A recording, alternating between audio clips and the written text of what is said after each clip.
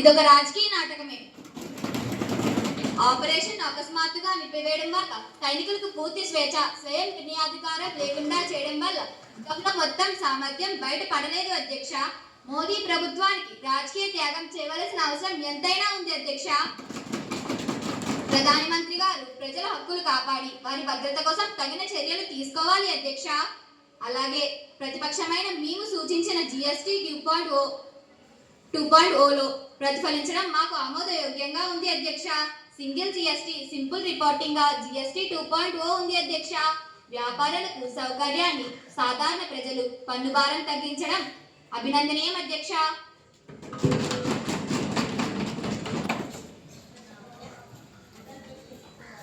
అధ్యక్ష, ప్రతిపక్షమైన ఆరోపణలు నేను ఖండిస్తున్నాను. ఎందుకంటే మన వద్ద ఆధునిక ఆయుధాలు లేవను కాదు, ఎవరి బెదిరింపులకి లొంగి కాదు. భారత సైనిక ప్రతిష్టపై గౌరవప్రదమైన అభిప్రాయంతో పాటు జాతీయ భద్రతను దృష్టిలో ఉంచుకుని యుద్ధాన్ని ముగించవలసి వచ్చింది అధ్యక్ష. అధ్యక్ష, ప్రతిపక్షం వారు రాజకీయం కోసం దేశ భద్రతను విస్మరిస్తున్నారు అధ్యక్ష. అధ్యక్ష, ఇటీవల ఎర్రకోట వద్ద జరిగిన బాంబు పేలుడు ఇన్సిడెంట్ పరిశీలిస్తే మన నేషనల్ ఇన్వెస్టిగేషన్ ఏజెన్సీ పూర్తిగా విఫలమైంది అధ్యక్ష. మన రక్షణ శాఖ మంత్రి దేశ భద్రత పట్ల అలర్ట్ గా ఉంటున్నామని చెప్తున్నారు అధ్యక్ష. అంత అలర్ట్ గా ఉంటే దేశం లోపల జరగబోయే దాడిని ఎందుకు పసిగట్టలేకపోయారు అధ్యక్ష? దీనిపై రక్షణ శాఖ స్పందించవలసిందిగా కోరుతున్నాను అధ్యక్ష. దీనిపై రక్షణ శాఖ మంత్రి గారిని స్పందించవలసిందిగా కోరుచున్నాను అధ్యక్ష. భారత సైన్యం ఈ సంఘటనపై పూర్తి బాధ్యత తీసుకుని కారణాలు త్వరగా బయట పెట్టేలా చర్యలు తీసుకుంటాము అధ్యక్ష. భవిష్యత్తులో ఇటువంటి దాడులు జరగకుండా కఠిన చర్యలు తీసుకుంటాము అధ్యక్ష. ఈ ఘటనపై పోలీస్ శాఖ మరియు కేంద్ర అధికారులతో సమీక్ష నిర్వహించాము అధ్యక్ష. బాధిత కుటుంబాలకు అవసరమైన సహాయం అందిస్తున్నాము అధ్యక్ష. ఈ ఘటనలో మృతుల కుటుంబాలకు 10 లక్షలు మరియు గాయపడిన వారికి 2 లక్షల చొప్పున ఎక్స్ గ్రేషియా ప్రకటించాం అధ్యక్ష. ఈ ఘటనకు పాల్పడిన వారిని పట్టుకోవడానికి ప్రయత్నాలు ముమ్మరం చేశాం అధ్యక్ష. దీనిపై హోంశాఖ మంత్రి గారిని స్పందించవలసిందిగా కోరుచున్నాను అధ్యక్ష. పహల్గాం ఉగ్రదాడికి ఆపరేషన్ సింధూర్ ద్వారా గట్టి సమాధానం చెప్పాం అధ్యక్ష. అలాగే ఢిల్లీ ఘటన సమాచారం అందిన 10 నిమిషాల్లో Delhi crime branch, special branch బృందాలు ఘటనా స్థలికి చేరుకున్నాయి అధ్యక్ష. CCTV ఫుటేజ్, ఫోరెన్సిక్ వివరాలు నిశ్చితంగా పరిశీలిస్తున్నాం అధ్యక్ష. ఇలాంటి ఘటనలు భవిష్యత్తులో జరగకుండా ఎలాంటి ఆధునిక టెక్నాలజీ కూడా ఉపయోగించుకుంటున్నాం అధ్యక్ష. గౌరవ రక్షణ మరియు హోంశాఖ మంత్రులను దేశ భద్రతకు అవసరమైన చర్యలను మరింత పటిష్టవంతంగా అమలు చేయాలని కోరుకుంటున్నాను.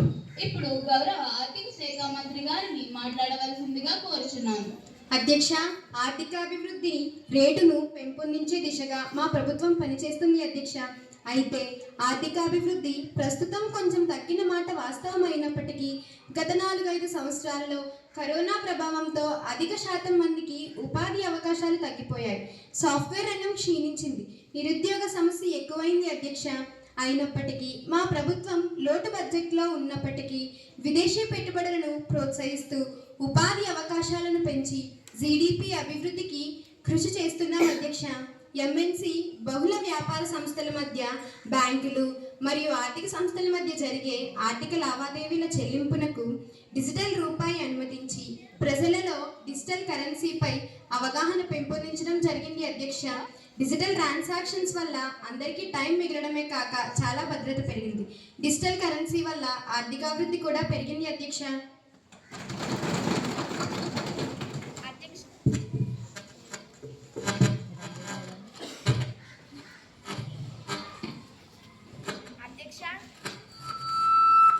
అధ్యక్ష, ఆర్థిక శాఖ మంత్రి గారు చెప్తున్న వృద్ధి రేటు అంతా ఉత్తుత్తి లెక్కల అధ్యక్ష. RBI నివేదికలు ద్రవ్యోల్బణం అదుపులో లేదని అంటున్నాయి అధ్యక్ష. నిత్యావసర ధరలు, పెట్రోల్ ధరలు, డీజిల్ గ్యాస్ పెరిగిపోవడం వల్ల సామాన్యుడి జేబు ఖాళీ అవుతుంది అధ్యక్ష.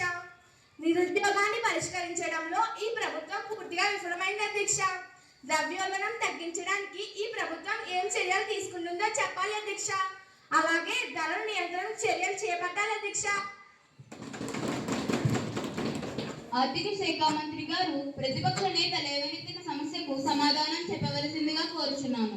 అధ్యక్ష, ప్రపంచవ్యాప్తంగా ఆర్థిక మాంద్యం ఉన్నప్పటికీ మా ఆర్థిక శాఖ తీసుకున్న దృఢమైన సంస్కరణల వల్లే భారత్ ప్రపంచంలోనే అత్యంత వేగంగా అభివృద్ధి చెందుతోంది అధ్యక్ష.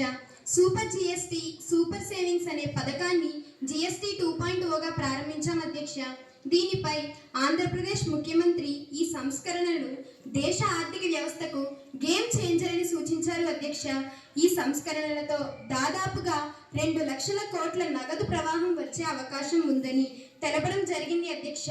దీనివల్ల 140 కోట్ల రూపాయలు లబ్ధి చేకూరుతోంది అధ్యక్ష. దయచేసి తదుపరి అంశం మాట్లాడవలసిందిగా కోరుచున్నాను.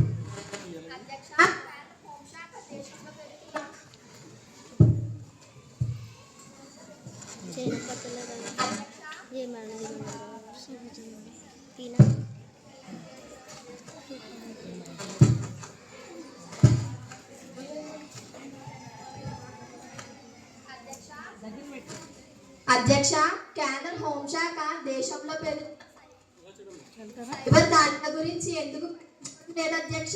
ఇటీవల ప్రభుత్వ డేటాబేస్లపై జరిగిన సైబర్ దాడుల గురించి